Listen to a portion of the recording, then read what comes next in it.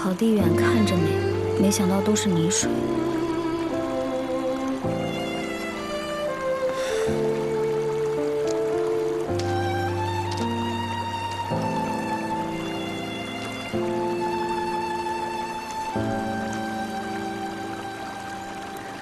我跟来是担心你，军师走了，我知道你心里不好受。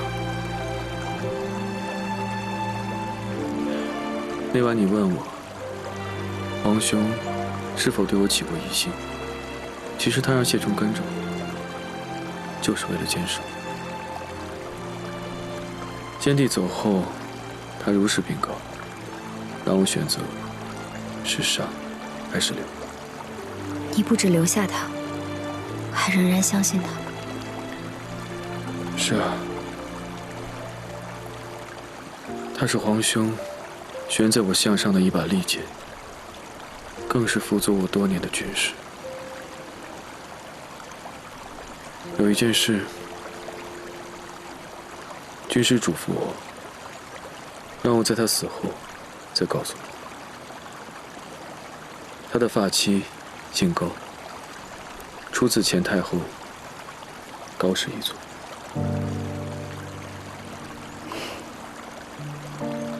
军师怕我恨他。对，我哪里有那么多恨啊？高氏一族上千人，我难道要一个一个恨过来吗？他不一样，他自认为是看着你长大的人，自然愧疚多一些。那他的妻子呢？需要王府照料吗？已经不在了。那有子女吗？有一子，他被人知道是高氏的后人，遭戚氏报复，所以在他很小的时候就给挚友寄养了。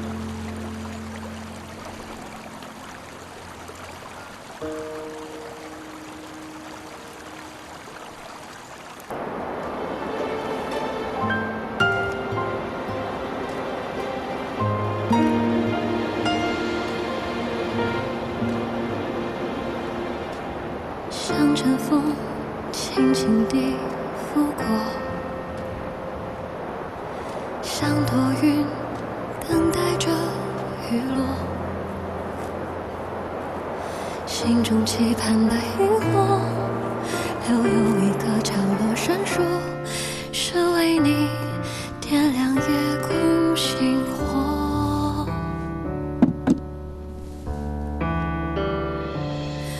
故有太多心愿想与你说，故有思念结迫，三尺白雪似一人墨，细数日月圆了又错过，花开落，心只为你执着。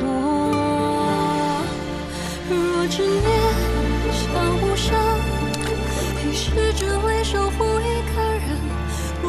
你不是说要找谢师兄？是啊。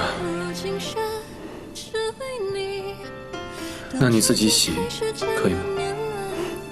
当然。